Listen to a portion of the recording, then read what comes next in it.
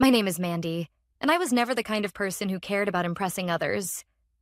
At 34, I had everything I needed: a successful business, a beautiful home, and a life I built from the ground up. But sometimes I felt like I was still that 16-year-old girl sitting at a family dinner, trying to hide the sting of their sneers behind a smile. Tonight was supposed to be different. It was Thanksgiving, and for once I thought maybe this year would be the one where my family would finally see me for who I really was. Not just as the girl with the junk car, the one who worked too much, or the one who wasn't good enough in their eyes. As I pulled up to my parents' house in the old Toyota Corolla, I felt the familiar weight settle in my chest, the familiar pang of being looked down on. The car wasn't new. It was a 2008 model that had been with me through thick and thin. Reliable, sturdy, and practical, just like me.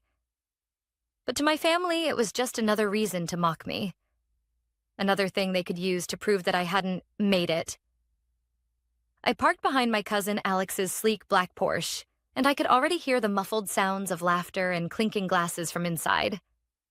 The house, as always, was pristine, with its manicured lawn and perfect holiday decorations. The table would be set with silver cutlery and fine china, a setting designed to impress anyone who stepped foot in this place. But I knew that none of it would matter. Not to them. "Hi, Mandy." My mom greeted me with a polite smile when she opened the door, but I could see the judgment in her eyes as she looked past me, her gaze lingering on the car. "Hi, Mom," I said, stepping inside, trying to ignore the tightness in my chest. Inside, the dinner was already in full swing. My cousins, aunts, and uncles were chatting around the grand table. I noticed Alex, the ever-confident cousin, leaning back in his chair with a smug smile as he talked about the latest real estate deal he'd made. Then there was Karen, the older cousin who never let a chance slip by to remind me of my place in the family hierarchy. She was perched at the head of the table, talking loudly about her husband's new job at a prestigious law firm. "Still driving that junk, Mandy?" Karen's voice rang out, too loud, too deliberate. Everyone turned toward me. Her words cut through the noise like a knife, and I felt every pair of eyes on me. I smiled, the way I always did when I was uncomfortable. "It's reliable," I said, trying to keep my voice calm. "It gets me where I need to go." The room fell silent for a moment before Alex chimed in. "I mean, seriously, Mandy, how long are you going to hold on to that thing? You could afford something way better if you just let go of that old pride of yours." I could feel my cheeks burn, but I kept my cool. This was nothing new. It was their way of reminding me that I didn't fit in, that I wasn't one of them. The ones who were successful, who drove fancy cars and wore designer clothes. It was easy for them to forget that I had built my success from scratch, not inherited it or married into it. But what did it matter to them? "Well, maybe I like it this way," I said, taking my seat at the table, trying to deflect the sting of their words. But deep down, I knew the truth. I wasn't just holding on to my old car out of stubbornness. I was trying to prove something they'd never understand. I had worked hard to get where I was, and the last thing I needed was their validation. "Anyway," I said, changing the subject, "how's everyone else doing?" I took a sip of my wine, hoping to steer the conversation away from my car. But before anyone could answer, my phone buzzed on the table. I glanced at it briefly, but then quickly glanced up again, just in time to catch Karen rolling her eyes. "Always so busy, aren't you?" she said. "Maybe if you spent less time working and more time enjoying life, you wouldn't be so uptight." I opened the text message on my phone quickly. My heart skipped a beat when I saw the name on the screen. It was Jennifer, my assistant. She'd been with me since the beginning of my business, and she knew everything about me. Everything that mattered. "Your jet is ready, ma'am," the message read. I froze, my hand still gripping the wine glass. And for a moment, the world around me felt like it had slowed down. My gaze moved across the table, meeting each of my relatives' eyes. Their expressions shifted in a split second, from smug amusement to something far different. Shock, disbelief, and then curiosity. The noise around me seemed to fade, and all I could hear was the pounding of my heart as I held up my phone. And without missing a beat, I read Jennifer's message aloud. "Your jet is ready, ma'am." The table went completely silent. The kind of silence that feels so thick, you can almost taste it. "Excuse me," I said quietly, setting down my wine glass. "I need to take this." As I stood up, every pair of eyes followed me. The familiar sneers were gone, replaced with a look I couldn't quite place. Sudden realization, maybe? Or was it fear? Either way, the tension in the room was palpable, thick enough to cut with a knife. I stepped into the hallway, feeling a strange mix of emotions. Pride, defiance, but also a small twinge of regret. I hadn't meant to expose them like this, not in front of everyone. But I'd been carrying this weight for years, and tonight I wasn't going to hide it anymore. They could think what they wanted, but I wasn't the same person they'd always belittled. The sound of Jennifer's voice on the other end of the line brought me back to reality. "Everything's in place, Mandy. Just let me know when you're ready." I took a deep breath, feeling the familiar rush of power and control that had defined my success. Maybe tonight wasn't about impressing my family. Maybe it was just about showing them the truth. With a sigh, I turned and headed back into the dining room, my eyes meeting each of their gazes, knowing that things would never be the same after tonight. I walked back into the dining room, my footsteps slow, deliberate, as though the weight of the moment was pressing down on me with every step. The silence around me was unnerving, the kind of silence that says everything without a single word being spoken. The family, once bustling with their usual chatter, now sat frozen. Their glasses, filled to the brim with wine, remained untouched. The clink of silverware against fine china had ceased. All eyes were on me. I stood there for a moment, surveying the room, taking in the stunned faces. Alex, the cousin who'd mocked me the most, looked as though someone had slapped him across the face. His usual confident smirk was nowhere to be found, replaced with wide, startled eyes. Karen's mouth hung open slightly, her perfectly painted lips frozen in surprise. My parents, well, they had the look of people who had just been blindsided by a force they never saw coming. It was a feeling I was getting used to, watching them react as if they had no idea who I really was. I cleared my throat, the weight of their stares making my palms sweat. "Sorry, Jennifer's just confirming the final details," I said, my voice steady, but my heart pounded in my chest. I could feel my mother's eyes boring into me, her gaze heavy with something I couldn't quite place. Disappointment? Guilt? Or perhaps, in that moment, a realization of just how far she had underestimated me. "Jet?" My father finally spoke, his voice sounding almost foreign, as if the words had gotten caught in his throat. "What do you mean, jet?" I could hear the disbelief in his tone and the irritation that followed. My father was a businessman, a successful one by all accounts, but he'd built his success the traditional way, through years of hard work, managing investments, and climbing the corporate ladder. To him, wealth was meant to be worn and displayed like a trophy. The idea of quietly amassing millions in a way that was invisible to others was something he simply couldn't comprehend. "It's just something I've been working on," I said, my words careful but firm. "I built my company from the ground up. It's not about flaunting my success. It's about what I've done, not what I've got." The room shifted. It wasn't a dramatic shift. No one jumped up, no one shouted, but the air seemed to crackle with the tension. The collective realization that the quiet little cousin they'd mocked all these years had done something they never thought possible. "I think you should have told us sooner," my father muttered, his voice low, more to himself than to me. "We could have helped you. We could have—" "No," I interrupted, the word leaving my mouth sharper than I intended. "I didn't need your help. I didn't ask for it. This was my choice." I looked around the table, taking in their faces, their confusion, their surprise. Karen shifted uncomfortably in her chair, no longer the confident, cutting cousin I had always known. She looked smaller somehow, unsure of herself, as though the very foundation of her superiority had been shaken. Look, Mandy. Alex finally spoke, his voice tentative, almost pleading. I didn't mean anything by it. You know, the car. It's just, it's hard to understand why you'd choose to live like this when you could be living, well, like us. I could feel the familiar burn of resentment rising in my chest, but I swallowed it down. Now wasn't the time for that.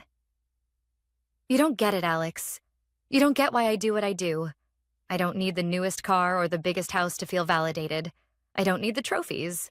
I don't need your approval. Aunt Denise's voice cut in then, sharp and judgmental as always. It's a bit late for this whole humble act, don't you think? If you're going to live this life, why not just admit it? Why the secrecy? All these years and you never once thought to mention it? I felt the sting of her words, but I didn't flinch. I didn't want to be seen as a success because of my possessions, Aunt Denise. I wanted to be seen for who I really am. Not the car I drive, not the clothes I wear, not the house I live in.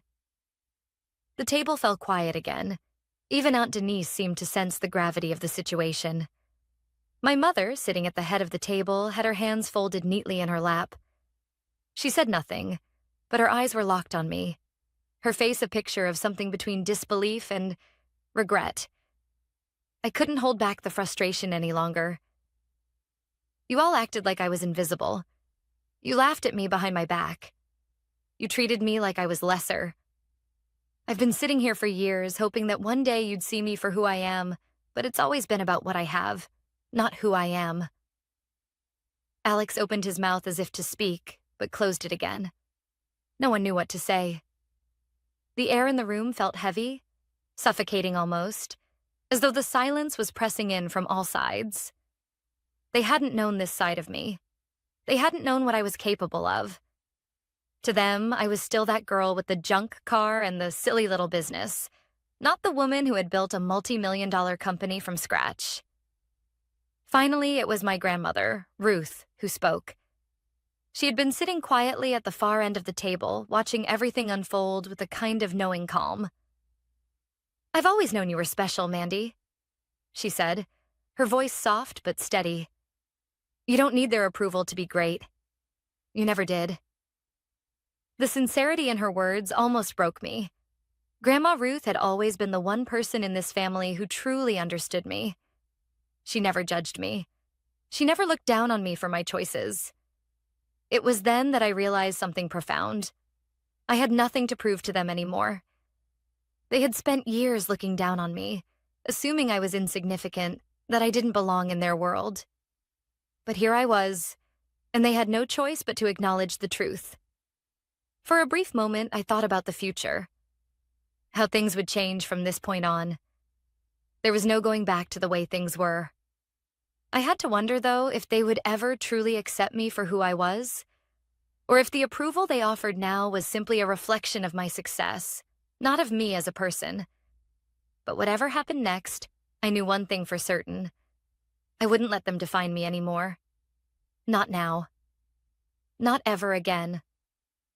The tension at the dinner table hadn't fully dissipated when I stood up, excusing myself with a vague, I need a moment.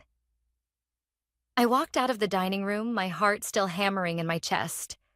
I needed a breather, a moment to gather myself before the storm that was undoubtedly brewing in my absence.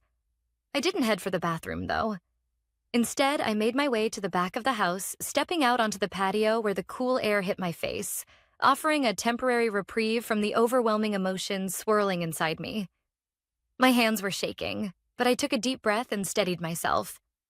As I leaned against the railing, I let my thoughts drift. I hadn't expected that kind of reaction. Not from them. It was one thing to hear their disapproval, to feel their judgments, but seeing the look on their faces when I revealed my success, it was something else entirely. I glanced out at the horizon, trying to calm the storm inside me. There was no denying it anymore. I had changed. I wasn't the girl they all used to put down, and I had worked too hard to get here to allow their perceptions of me to hold any weight. The sound of footsteps behind me interrupted my thoughts. I turned to see my father standing at the door, his face softening as he approached. He was trying, I could tell, but he still didn't quite know how to handle this. Not the way I needed him to. Mandy, he started, his voice hesitant. I'm sorry, okay? I didn't know. I raised an eyebrow. You didn't know what, Dad? That I wasn't a failure? No, He stopped himself, running a hand through his hair, clearly uncomfortable. I didn't know it had gotten this far. You've always been so quiet about it. So humble. I almost laughed at that. Humble? That's how he saw me? As quiet, modest Mandy who never spoke up about her achievements because they didn't fit into the box he had created for me. Dad, I said softly, I didn't want to talk about it because I wanted you to see me for who I am, not for the things I own. I've been telling you all along, in my own way. But you never listened, did you? You only cared about what you could see. His expression faltered. I could see it. The realization that his perception of me, of my life, had been wrong all along. I didn't mean to, he started, but I cut him off. I know you didn't, Dad, but sometimes your actions speak louder than words. I've spent my whole life trying to earn your approval, but you never asked about what really mattered to me, about what I wanted to build. I don't need your validation anymore, not like I used to. There was a long pause before my father nodded slowly, as if processing everything I'd said. I can't undo what I've done, he admitted, his voice low. But I can try. For you. I was silent for a moment, feeling the weight of his words. For the first time in my life, I saw him try to bridge the gap that had always existed between us. I didn't know if it was too little, too late. I didn't know if it would ever be enough. But part of me wanted to believe that this moment could be the beginning of something different between us. I appreciate that, Dad, but it can't be about just fixing things for the sake of it. It has to be real. He nodded again. I'll work on that, Mandy. I'll try to understand you more. I let out a breath I didn't know I was holding and smiled. A small, genuine smile. That's all I've ever wanted. As I turned to walk back inside, I noticed the other members of the family had gathered in the living room. Their expressions were a mixture of curiosity and awkwardness, unsure of how to proceed now that the reveal was over. It felt almost like a slow-motion train wreck, everyone waiting for the next move. I took another deep breath and walked in, my eyes meeting my cousin Alex's. The guilt was evident in his eyes, and I could see him struggling to find the right words. Look, Mandy, he started, his voice careful. I'm sorry for what I said earlier. I didn't know. I had no idea. I nodded, appreciating his attempt to make amends. I get it, Alex, but understand this. What I drive, what I wear, none of that defines who I am. My worth isn't wrapped up in any of that, and neither should yours be. The room fell silent again, but this time the silence felt less charged, more contemplative. The family had been forced to acknowledge a reality they had spent years denying. They dismissed me, underestimated me, and written me off as someone who hadn't made it. Now, they had to face the truth of who I was and what I had accomplished. I turned to my mother, who had been eerily quiet since my announcement. She was sitting on the edge of the couch, looking almost fragile. Her hands were folded in her lap, her eyes staring at the floor as if searching for the right thing to say. Mom, I said softly, do you have anything to say? She looked up, and for the first time that evening, I saw something resembling regret in her eyes. I didn't know you felt so overlooked, she whispered. I thought you didn't want us to know. I thought it was your choice to keep it quiet. I walked over to her, sitting down beside her. I've always wanted you to know, Mom. But I've also wanted you to see me for who I am, not for my title or my wealth. All I've ever wanted was to be accepted as I am. She nodded slowly, her eyes glistening with unshed tears. I don't know how to fix this. I wish I'd seen it sooner. You don't need to fix it, I said gently. Just try to be present. Try to understand. For a moment, everything was quiet again. The harshness of the past few years, of being misunderstood, underestimated, and pushed aside, felt like it was beginning to lift. But I knew the journey wasn't over. This was only the beginning. There would be more battles, more moments like this. But I was ready for them. Ready to stand my ground and be seen for who I truly was. The days following that Thanksgiving dinner were a whirlwind of emotions. The truth had been laid bare, and my family, once so confident in their assumptions about me, were now navigating the wreckage of their ignorance. For the first time in my life, I felt like I was standing on solid ground, unshaken by the judgments and expectations that had weighed me down for so long. But as much as I had hoped that my family would suddenly begin to understand me, I knew better. Change wasn't instant. It wasn't a magic switch that could be flipped. The process would be slow, and there would be setbacks. The first few days after the dinner, I received a handful of messages from my parents. Texts filled with half apologies and attempts to explain themselves. My father's message stood out. "I still don't understand why you kept it from us, but I'm proud of you, Mandy. Let's talk more soon." It wasn't the grand gesture I had hoped for, but it was a start. For once, I felt like I wasn't fighting an uphill battle on my own. I had been invisible to them for so long, and now, slowly, they were beginning to see me. But I wasn't naive enough to think this would be the end of it. I knew my father would continue to measure success by things like money, status, and power. That's how he had been raised. And that's how he had built his own empire. It was hard to erase a lifetime of that kind of thinking, but I couldn't help but hold on to hope that maybe, just maybe, he would see me for who I was, and not just as the daughter who had gone a different way. It was a few days later when I received a call from Jennifer.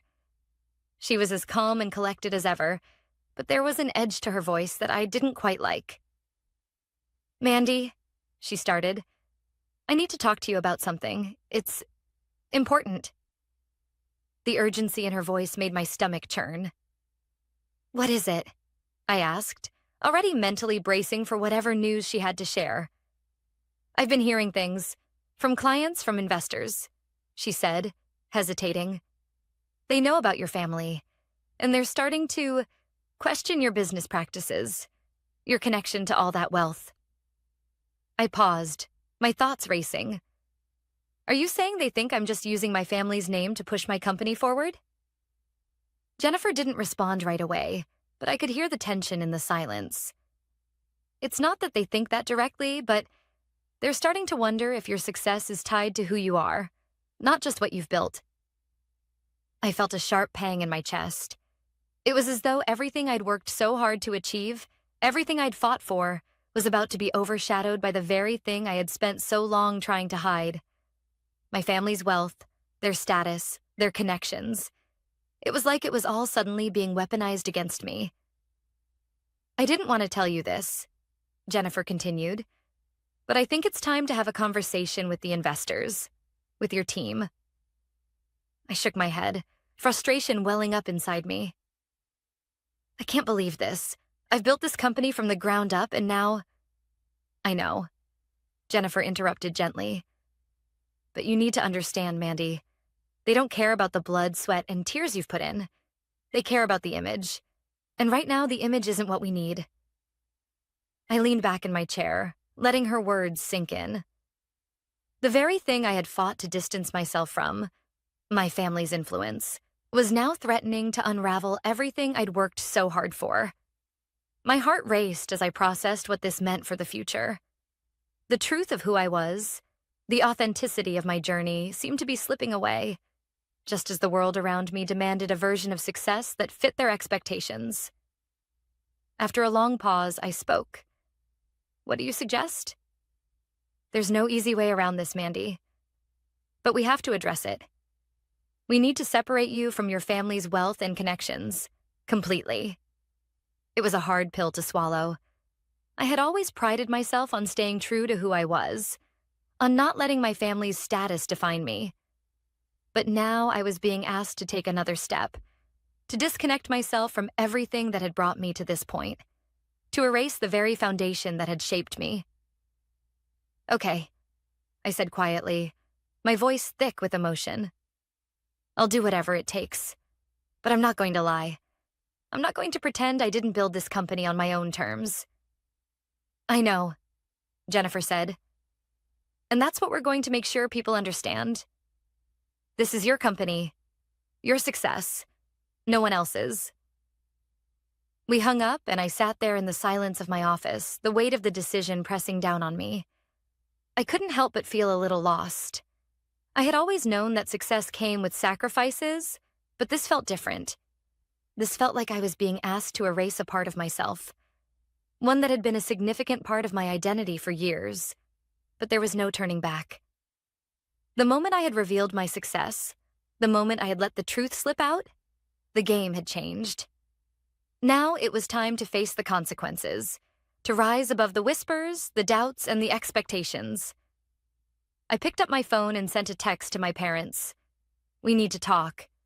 I have some things to discuss with you.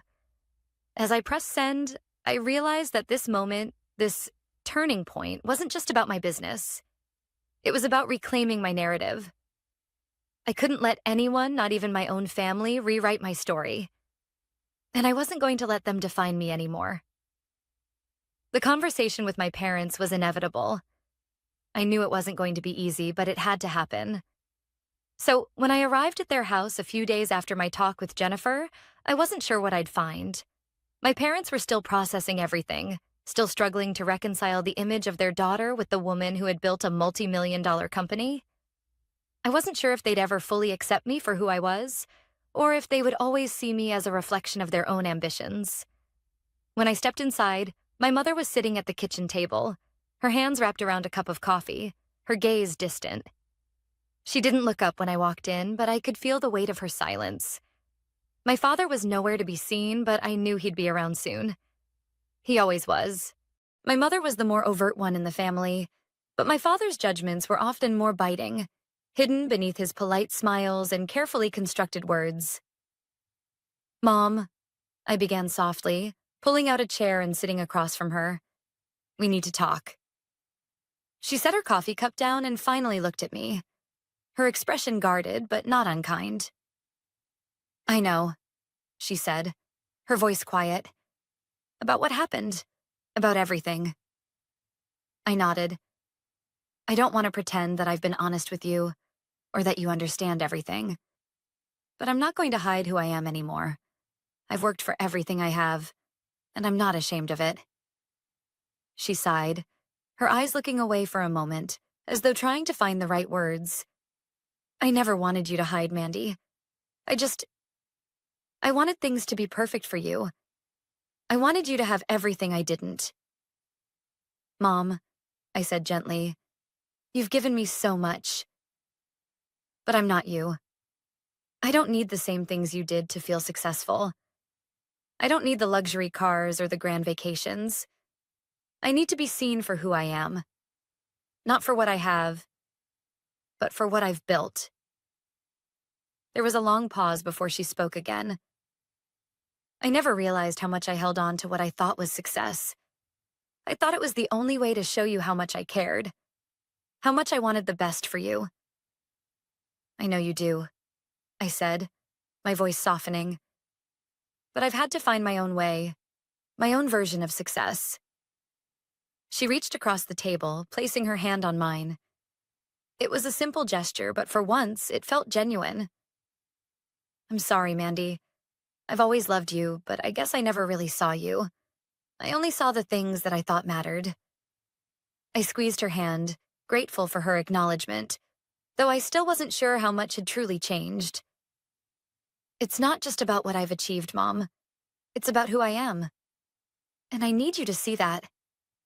I need you to see me, not just the idea of me that you've built up in your mind. She nodded, her eyes misting with unshed tears. I'm trying, Mandy. I really am.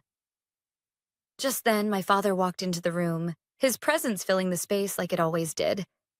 He was dressed in his usual immaculate suit, his posture as perfect as ever. He looked at me, and I could see the mixture of pride and uncertainty in his eyes. It was the same look he'd had when I'd first started my business. proud but hesitant, unsure of how to relate to me when I wasn't walking the path he'd envisioned for me. "I think we need to talk too," he said, his voice more hesitant than I was used to hearing. I nodded, taking a deep breath. "I agree, Dad." He sat down next to my mother, his hands folded in front of him as though he were about to deliver a speech. "I'll admit, I've always had certain expectations for you," he began, his voice measured. "I thought you were meant to follow the same path we did. The right schools, the right connections, the right career." I felt a pang in my chest as he spoke. This was it. The moment I'd been dreading. The moment when I'd hear the full weight of his disapproval, the judgment he'd kept hidden all these years. "But," he continued, "what I didn't see was that you've created your own path. You've done it your way, and that's something I can't ignore anymore." I blinked in surprise. Was this really happening? Was my father actually acknowledging my success? "I'm proud of you, Mandy," he said, his voice firm. "You've proven me wrong. I never thought you had it in you, but you've done more than I ever could have imagined. And for that, I owe you an apology." I felt a lump form in my throat, and I swallowed it down.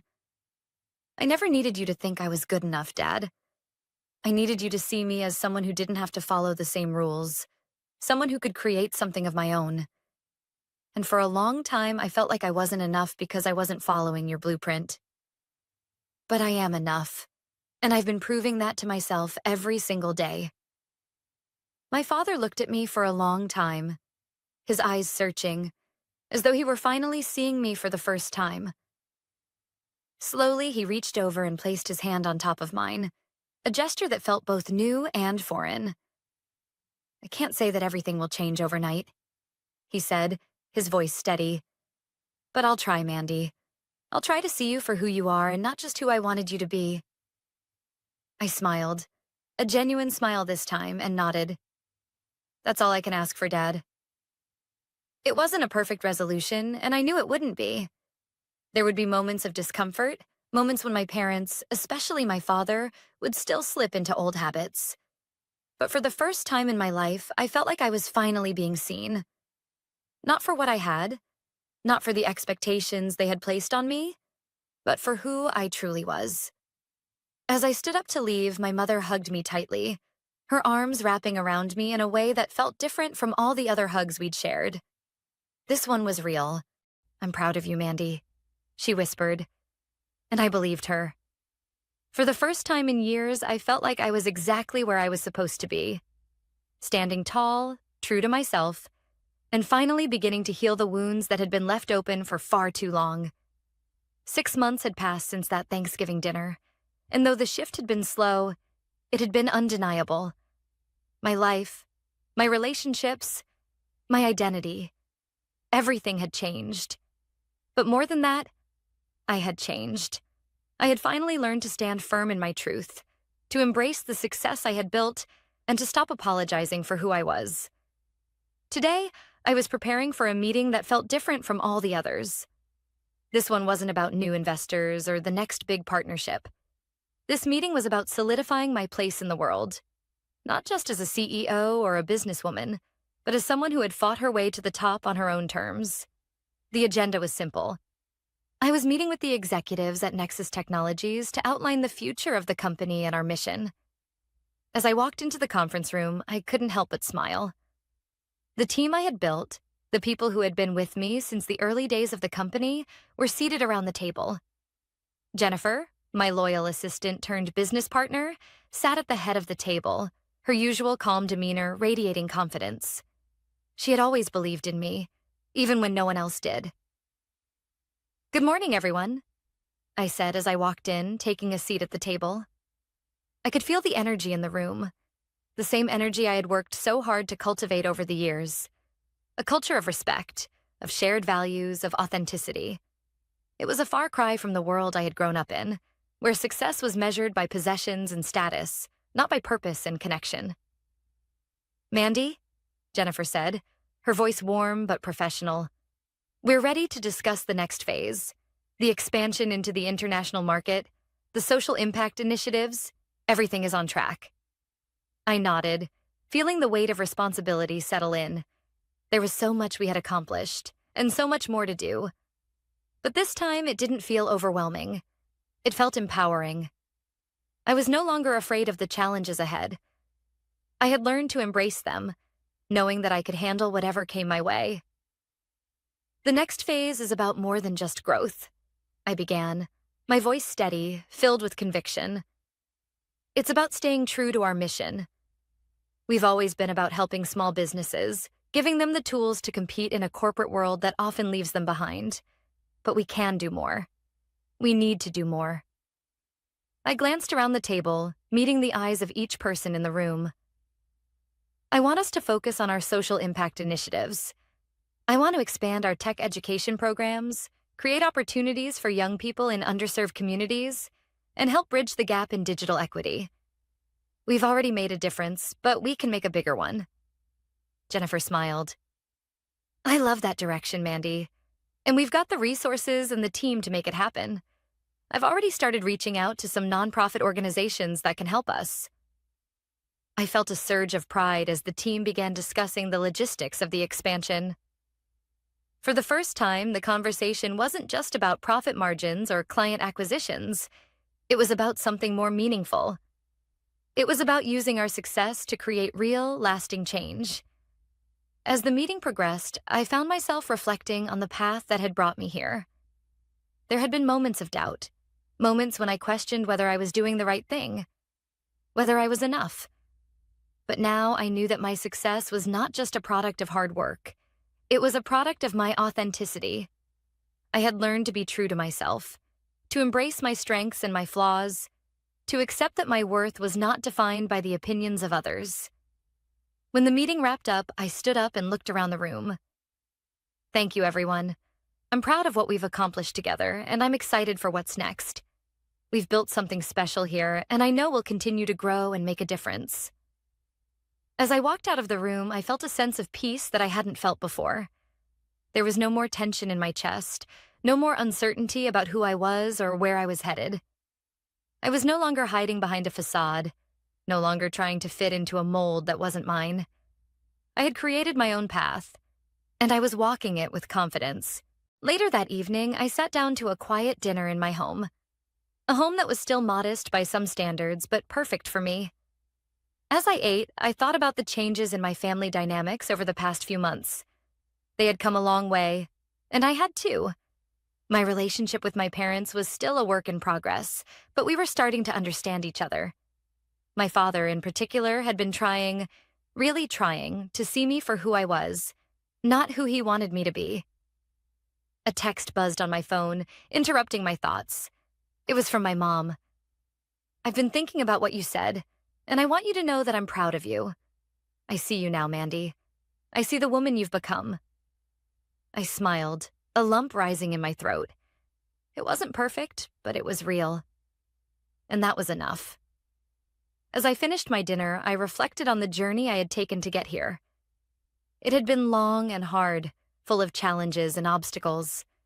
But through it all, I had learned the most important lesson of all. Success is not measured by the things you own, the car you drive, or the titles you hold. Success is about living authentically, about being true to yourself, and about using your voice to create change in the world. I looked out the window, the soft glow of the streetlights casting a warm light on the quiet neighborhood outside. For the first time in my life, I felt truly at peace. I had finally become the person I was always meant to be, the woman who didn't need anyone's approval to know her worth. And with that, I knew that the future was mine to shape, on my terms.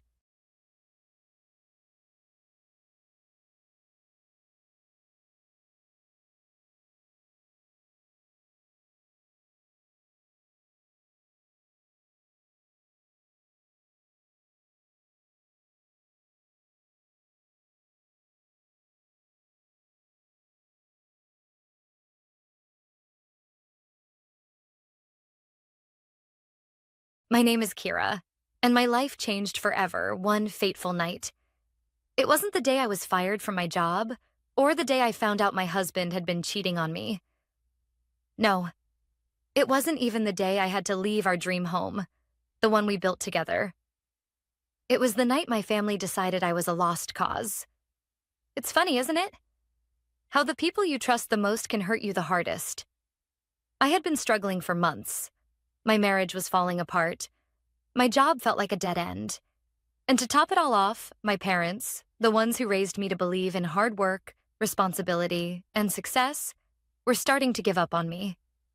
They had always expected me to follow a path. Get a good job, get married, have kids. I did everything they told me to. But it wasn't enough. I wasn't living up to their expectations. That night, the final blow came. "You've had your chances, Kira," my dad said, his voice colder than I had ever heard it. "You've been trying to find yourself for years now. It's time to face reality. You can't keep living like this." I stood there stunned.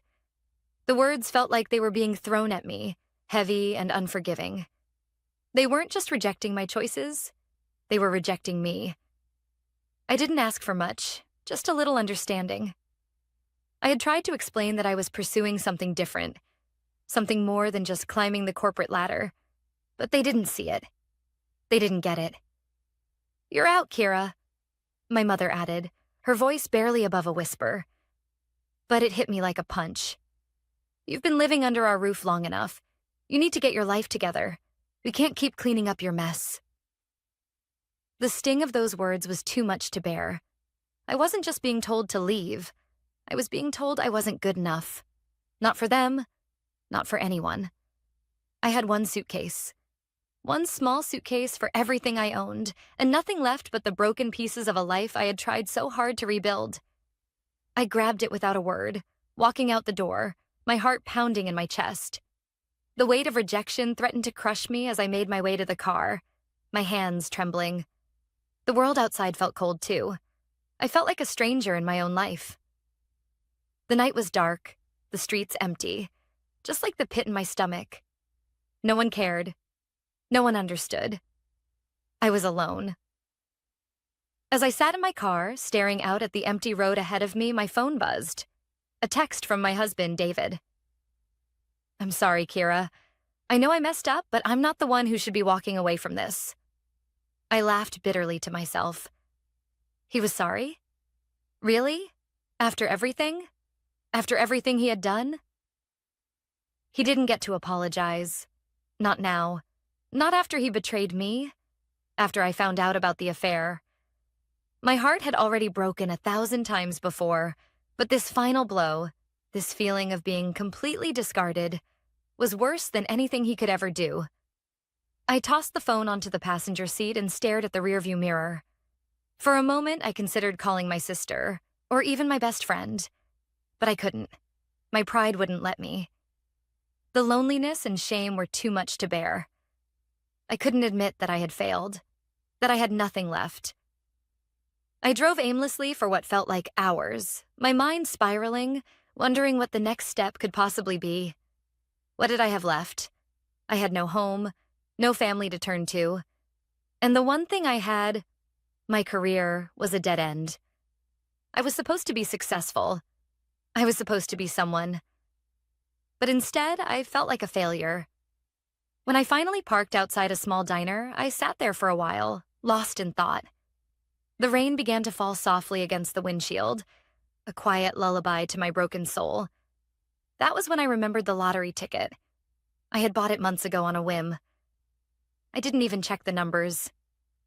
It had just been another thing. Something small. Something that maybe would make me feel a little less stuck. My grandmother had always believed in luck, and maybe I just wanted to believe in something too. I pulled out the crumpled ticket from my purse and checked the numbers on the app, half expecting to see the usual "try again" message. But as I stared at the screen, my eyes went wide. I couldn't believe what I was seeing. The numbers matched.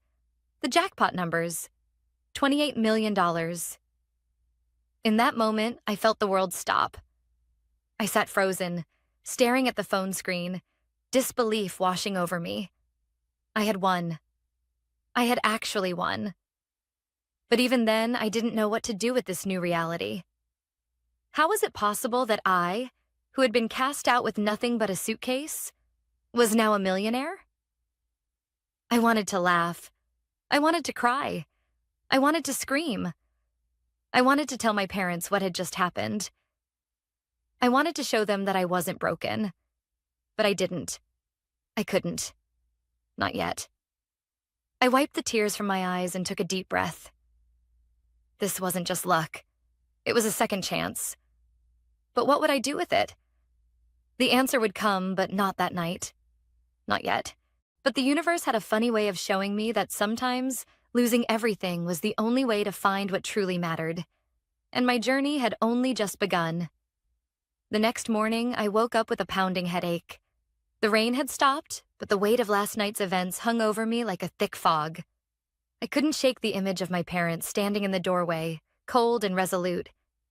I couldn't shake the feeling of my life, my identity, unraveling with each passing second. I glanced at my phone. The notification from the lottery app was still open, the numbers flashing like a beacon in the dark. $28 million. The thought made my heart race again. The irony of it all, being cast aside with nothing but a suitcase, and now I had more money than I'd ever dreamed of. But it felt hollow, like a hollow victory. What good was this wealth if I couldn't share it with the people who mattered most? I called the lottery commission to confirm the details. They walked me through the process slowly, explaining what I needed to do, but their words felt distant, like I was listening through a fog. The reality of what had just happened still hadn't fully settled in. When I hung up, I was left alone with my thoughts again. The life I had known was over, but what was next? What was I supposed to do now? I had no job, no home, and now I had more money than I could ever have imagined. But how was I supposed to reinvent myself after everything that had happened? I grabbed my phone again and texted Amber, my best friend from college. I need to talk. Her reply came quickly. You okay? What happened? I didn't have the words to explain everything just yet, but I typed out a quick message. I'm in a bad place right now. Can we meet? Amber had always been my anchor when everything else felt chaotic. We hadn't seen each other much in the past few months. Life had a way of pulling people in different directions. But now, I needed her more than ever. She was always the one who believed in me, even when I couldn't see my own worth. We agreed to meet at our usual spot, the small coffee shop near the park. As I sat in my car outside the shop, my hands gripped the steering wheel, my thoughts racing. I had no idea how to explain all this to Amber. How could I tell her that I'd been kicked out, that my life had shattered into pieces only to have it all come crashing back together in the form of a lottery check? Amber arrived soon after, her face lighting up when she saw me. We embraced quickly, and I couldn't help but feel a little comforted by the familiarity of her presence. What's going on? She asked, her brow furrowed with concern. You don't look like yourself. I sat down at the small table and tried to steady my breath. I don't even know where to begin, I admitted. Everything fell apart last night. My parents kicked me out. Her face softened and she leaned forward. What? Kira, I don't understand. Why? They said I was a failure, I explained, my voice shaky. That I hadn't figured my life out yet. And that they couldn't keep supporting me. Amber's face twisted with confusion. But you've been working so hard with your jewelry. You're building something. Why would they say that? I don't know, I whispered, staring down at my hands. I think they wanted me to be something I'm not. They wanted me to follow their plan for my life, and when I didn't, they gave up on me. The pain was still raw, and it hurt to say it out loud. But as I spoke the words, a part of me felt like I was finally letting go of the heavy burden I had carried for so long. Amber reached across the table and squeezed my hand. I'm so sorry, she said softly. But you're not alone. I've always believed in you, Kira. You know that, right? I nodded, trying to hold back the tears that were threatening to spill. I thought I was doing everything wrong. That I was just chasing some impossible dream. But then something happened last night. I I won the lottery. Amber blinked at me, her mouth hanging open. What? Wait, hold on. You what? I won $28 million. For a moment, the two of us just sat there, staring at each other in disbelief. I could see the shock in her eyes, but there was something else there too. Hope. For the first time in what felt like forever, a flicker of possibility sparked inside me. You're joking, Amber said slowly. This is insane. I know, I replied, my voice barely above a whisper. I don't even know what to do with it. I have all this money and my world just got turned upside down. It's like I'm stuck in some sort of dream.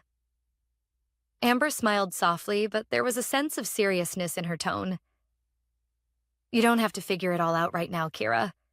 You've been through a lot. Maybe this is just the universe giving you a break. You don't have to carry all this weight anymore. I nodded slowly, trying to absorb her words. For the first time in a long time, the pressure in my chest lightened just a little. Maybe, just maybe, this could be the fresh start I so desperately needed. As we continued to talk, I began to realize something. The lottery wasn't just money. It was a symbol, a way for me to finally step into my own life, to live on my own terms. But the journey wasn't going to be easy. I would have to navigate the emotions, the relationships, and the changes that came with it all. But one thing was certain. I wasn't broken. And with this new beginning, I was going to prove to myself, and to my family, that I could be more than they ever thought I could be. I spent the next few days in a haze. My world had shifted in an instant, but I couldn't quite make sense of it. I had won millions, but that didn't erase the years of self-doubt, the rejection from my family, or the deep sadness that lingered in my chest. Every time I thought about my parents, I felt torn between anger and guilt. They had raised me to believe in the importance of stability, hard work, and following the rules, but I had broken all of those. Now, it felt like they were washing their hands of me, as if I was a failure they couldn't fix. I spent the mornings at a nearby coffee shop, reading through the fine print of the lottery claim process, and the afternoons on my couch, staring at my phone, too afraid to make the call to my parents. What would I even say to them? They had dismissed me so easily, but now I was the one with the power. I could change everything. And yet, the thought of rubbing it in their faces didn't sit right with me. This money should feel like victory, but all I felt was emptiness. Amber checked in on me every day, offering her support and encouraging me to move forward. But the more I thought about my parents' rejection, the more confused I became about what to do next. Should I confront them? Should I tell them I had won? Show them how wrong they were to doubt me? Or should I just move on with my life, completely severing ties with a family who never truly understood me? But then, something happened that forced me to make a decision. It was a quiet Thursday afternoon when I received a message that shook me to my core. It was from my mother. Kira, we need to talk. Please call us. We've been thinking about everything and we want to apologize. I stared at the screen for what felt like an eternity. My heart raced as a wave of emotion hit me. Anger, confusion, even a little relief. My parents were apologizing? For everything they had said? For throwing me out? For giving up on me? It felt like too much to process all at once. I didn't know if I was ready to hear what they had to say. Part of me wanted to just ignore the message and keep moving forward with my new life.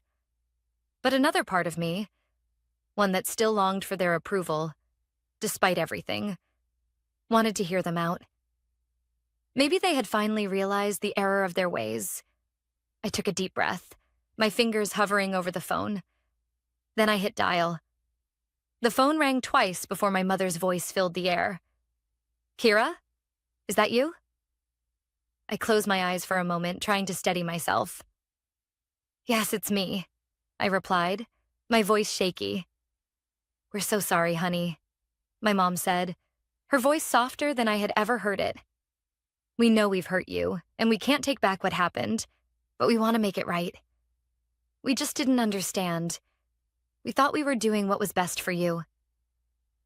I stayed silent, listening to her words, unsure of how to respond. They sounded genuine, but how could I trust them after everything they had put me through? "We want to see you," she continued, her tone full of emotion. "Can we meet? We know we don't have the right to ask this, but we want to apologize in person." The request hung in the air, the weight of it settling deep within me. I had spent so many sleepless nights dreaming of this moment, hoping they would finally come to their senses. But now, standing on the edge of this new life, I wasn't sure if I could forgive them. I had my new future ahead of me. I had money, independence, the ability to live on my own terms. But at what cost? Could I really build the life I wanted without resolving the tension that still existed between us? I took another breath and answered, "Okay, let's meet. But I need some time before I can fully forgive you. This isn't something I can just forget." "I understand, Kira." My mom replied softly, "We'll wait for you." I ended the call, my hands shaking. A wave of exhaustion washed over me. I felt like I had been carrying the weight of the world on my shoulders. And now, just when I thought I could finally breathe, I was faced with a choice I wasn't ready to make. The days that followed were filled with uncertainty. I spent most of my time reflecting on my past, trying to decide how much of it I was willing to carry forward into this new chapter. The money was a blessing, but it also felt like a double-edged sword. Would I let it define me? Would I use it to prove my worth to the people who had never believed in me? The meeting with my parents was scheduled for the following Sunday. I spent the entire day before it pacing, contemplating every possible scenario. Would they apologize enough? Would they even understand how deeply their words had affected me? And most importantly, would they still love me after everything had changed? On Sunday afternoon, I found myself standing in front of their house, my heart pounding in my chest. The house that had once been my home now felt foreign, like a place where I didn't belong anymore. But I was here, and I had to face them, face the people who had been both my greatest supporters and my harshest critics. I knocked on the door, and when it opened, I was greeted by my mother. Her eyes were red, as if she had been crying. "Kira," she whispered, pulling me into a hug. "Thank you for coming." I didn't respond immediately. I just stood there for a moment, feeling the weight of the past and the uncertainty of the future pressing in on me. This was it. The moment I had been waiting for. But now I wasn't sure if it was enough. Would this apology heal the wounds they had caused? Could I ever truly move on from what they had done? I didn't have all the answers, but I knew one thing for sure. I wasn't the same person I had been when I left. I was stronger now. And whatever happened next, I was going to be okay. The following week was a blur. After my meeting with my parents, I felt like I had entered a new phase of my life. But the uncertainty lingered. I had allowed them back in, granted them the chance to explain themselves. But I still wasn't sure where I stood with them. How could I just forget everything they had said? How could I easily forgive them for kicking me out when I was at my most vulnerable? I spent the days following that meeting in a haze, focusing on the logistics of my newfound wealth. My phone was buzzing constantly with messages from the Lottery Commission, financial advisors, and even lawyers. Everyone wanted to talk to me about my future, about what steps I needed to take to secure my new fortune. And yet, amid all this, my mind kept drifting back to that moment when my parents apologized. It wasn't just their apology I was grappling with. It was the way they had treated me, the way they had dismissed me, believed that my dreams weren't worth supporting. But somewhere deep inside, a small part of me began to wonder, could I really move forward if I didn't let go of the past? Could I become the person I wanted to be without forgiving them? The thought terrified me. I wasn't ready to go back to the way things were, but I couldn't live in the bitterness that had consumed me either. I had to find a way to forgive. Not just them, but myself. That Friday afternoon, I sat down at my kitchen table, which had become my new sanctuary. The apartment I had rented was simple, but it felt like mine. The first time I'd truly been able to create a space for myself. It wasn't much, but it was everything I needed at that moment. I set my phone down and grabbed the pen and paper I had left scattered on the table. My business plans for the jewelry company I had always dreamed of building. The idea of building something real, something all my own, was what kept me moving forward. It was why I had spent so many sleepless nights designing jewelry, finding ways to make a living out of it. But now, I could do it without the financial strain that had once suffocated me. I had the freedom to build something beautiful, to show the world who I was. I picked up my phone and scrolled through my messages, eventually finding Amber's. "How are you doing, really?" it read. I smiled, appreciating her unwavering support. I typed back, "I'm figuring it out. It's been a lot to process, but I think I'm starting to understand what all this means. I'm not going back to what I was. I'm building something new. For me." Amber's response was immediate. "I'm so proud of you, Kira. I know this is your time." And then something unexpected happened. A message popped up on my screen. This time from my father. "Kira, we've been thinking. We want to make things right. Can we come to see you? We want to help. We understand if you need time, but we're here." I stared at the message, feeling my heart constrict in my chest. My father had always been the more rigid one, the one who believed that success came from following a clear, structured path. It had always been hard for him to let go of his expectations for me, to see my artistic side as anything more than a hobby. But now he was asking to help. He was asking for a second chance. My hands trembled as I sat there, weighing the decision. I could turn them away, continue living my life without them. I had already proven that I didn't need their approval. I had money, I had freedom, and I had the beginnings of a future that was entirely my own. But as I sat there, thinking back on all the times my father had worked tirelessly to provide for us, all the ways he had been there, even if his love was sometimes conditional, I realized something. I wasn't ready to walk away completely. Maybe it wasn't about forgiveness for them. It was about forgiveness for myself. I had spent so many years believing that I was never good enough for them, and I couldn't let that define the rest of my life. I texted back, "I'm ready to talk. Sunday, 2 p.m. The words felt heavy as I sent them, as if I were giving up a part of my independence in exchange for the possibility of healing. But I had to take this step. Not for them, but for me. To prove that I wasn't a victim of my circumstances anymore. The next few days were filled with a mix of emotions. I worked on my jewelry designs, focusing on making pieces that spoke to me. Pieces that were bold and expressive, full of color and life. It was a way of reconnecting with the part of me that my family had never truly understood. My creative spirit wasn't something to be ashamed of. It was who I was. And now I could fully embrace that. Sunday came faster than I anticipated. I hadn't decided what I would say to my parents, or if I would even be able to face them. But when the doorbell rang at exactly 2 p.m., I knew that this was a moment I couldn't walk away from. I opened the door to find both of my parents standing there. My father was holding a small box, his expression unsure but earnest. My mother's eyes were red again, her face creased with the stress of trying to make things right. "I don't know how to start, Kira," my father said, his voice quiet. "We're sorry for everything. We should have supported you. We should have listened, but we didn't know how to let go of our own fears."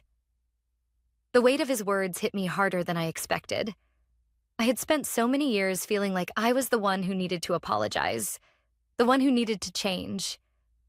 But standing here now, it felt like I had already done the hardest part, by walking away, by choosing myself. I stepped aside and motioned for them to come in. "Let's talk," I said simply. We sat in the living room, my parents on the couch, me in the chair across from them. The awkwardness was palpable, but for the first time in years, there was an openness between us. The barriers of pride and misunderstanding seemed to melt away as we talked, really talked, for the first time in a long time.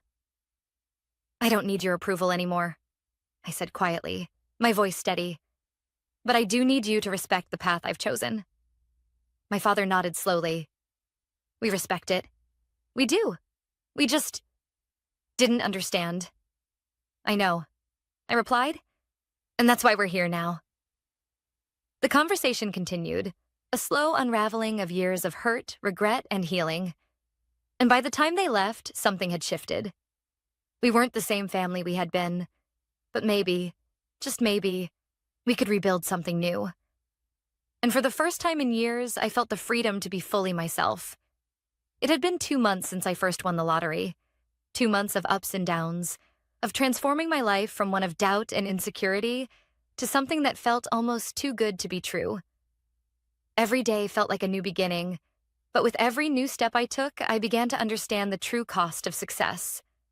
My jewelry business, Kara's Creations, was flourishing in ways I never imagined. I had hired a small team to help with the designs and packaging, and the orders were coming in faster than I could keep up with. It was exhilarating to see my creations in the hands of people who appreciated them, people who understood what I was trying to build, what I was trying to express. But with the success came pressure. The pressure to keep up, to expand, to be more than just a jewelry designer.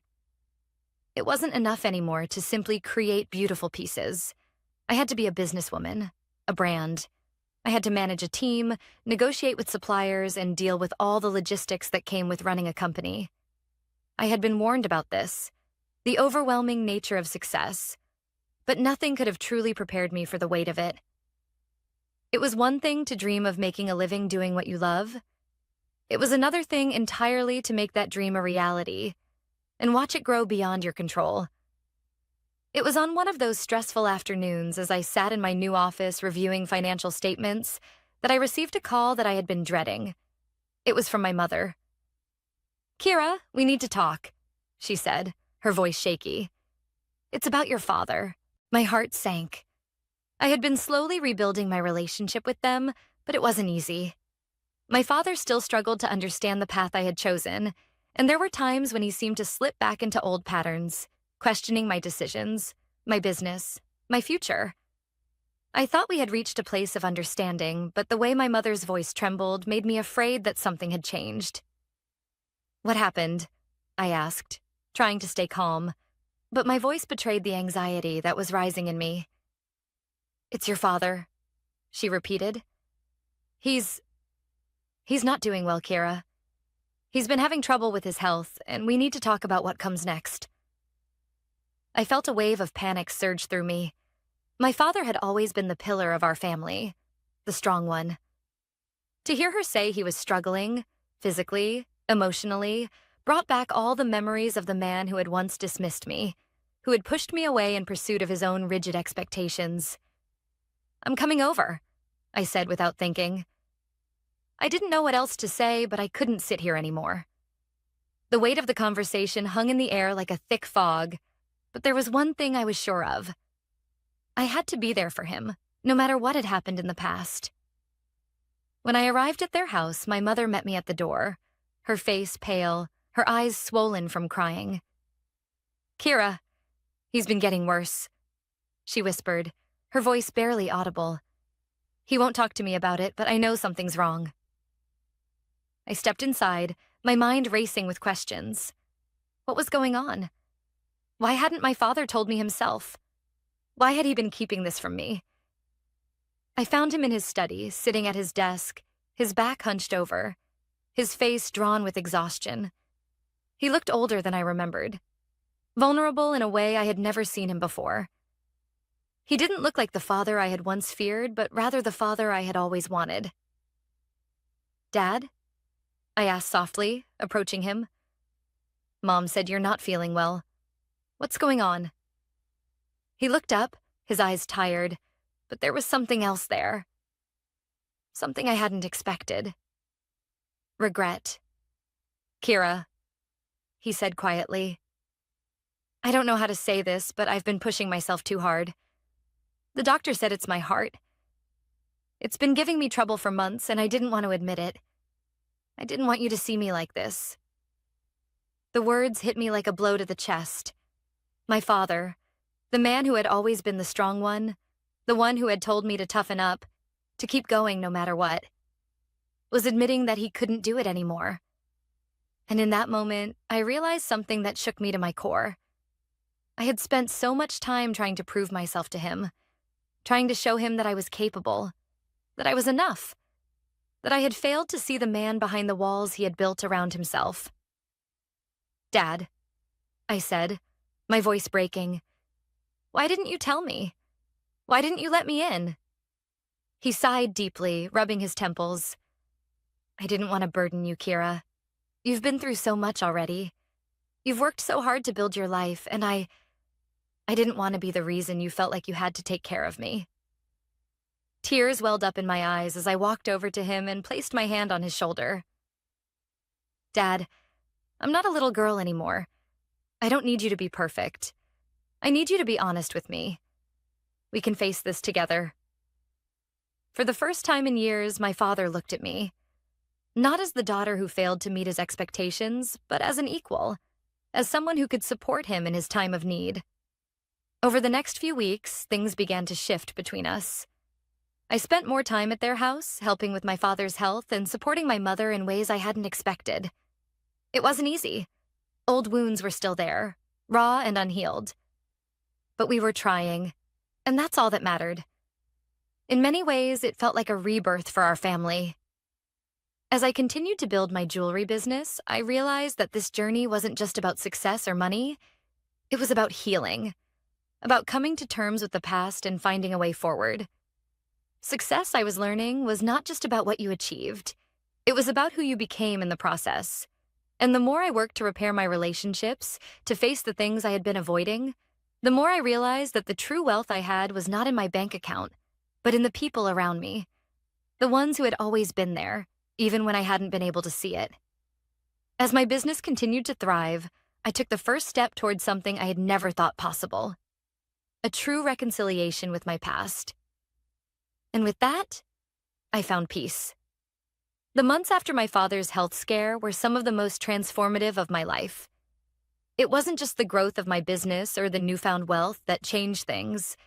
It was the way my relationships began to shift. The walls I had built around myself to protect my heart, to shield myself from the hurt and rejection, were slowly coming down. I wasn't just rebuilding my career. I was rebuilding the trust and connection I had with my family. I had learned that true success wasn't just about creating a business or accumulating wealth. It was about learning to live authentically, to choose what was best for me, and to find peace in the process. I had fought for my dreams, but I had also fought for the chance to heal and forgive, and that made all the difference. My jewelry business was thriving. Kira's creations had expanded beyond my wildest expectations. I was now designing pieces for high-end clients, even celebrities who wanted to wear something uniquely personal. It wasn't just about creating beautiful jewelry anymore. It was about creating a brand that represented me, my story, and my journey. But success wasn't without its challenges. Managing a growing business required sacrifices. I spent long hours in my studio, refining my craft, building my team, and navigating the complexities of being a CEO. But for the first time, I felt in control. I wasn't doing it to prove anyone wrong anymore. I was doing it for myself. One of the most rewarding parts of this journey was seeing the impact I could have on others. I had created the Margaret's Legacy Foundation in honor of my grandmother, who had always believed in me when no one else did. The foundation supported young women who wanted to pursue their passions in the arts, providing them with scholarships, mentorship, and the resources they needed to succeed. It felt right to give back, to create something that would help others find their own voice, just as I had found mine. But the true test of my transformation came when I received an invitation to an event that I never thought I would be part of: the prestigious Gala of Excellence, an event where the top entrepreneurs and philanthropists gathered. I had been invited as a guest of honor, a woman who had overcome adversity and achieved remarkable success in her industry. I wasn't sure what to expect as I walked into the grand ballroom, surrounded by people who had spent years building their empires.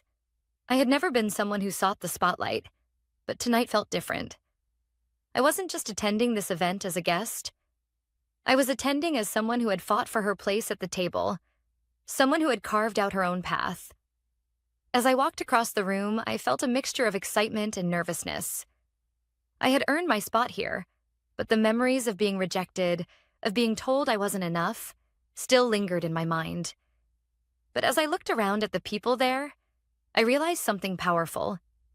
None of these people had arrived at success without their own struggles, their own challenges.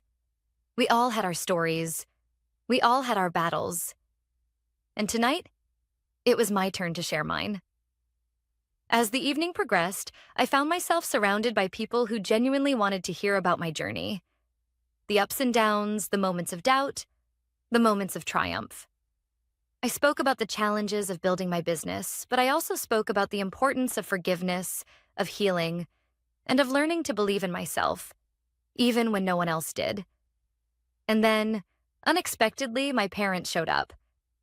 I hadn't invited them. In fact, I hadn't even mentioned the gala to them. But there they were, standing across the room looking out of place among the polished guests.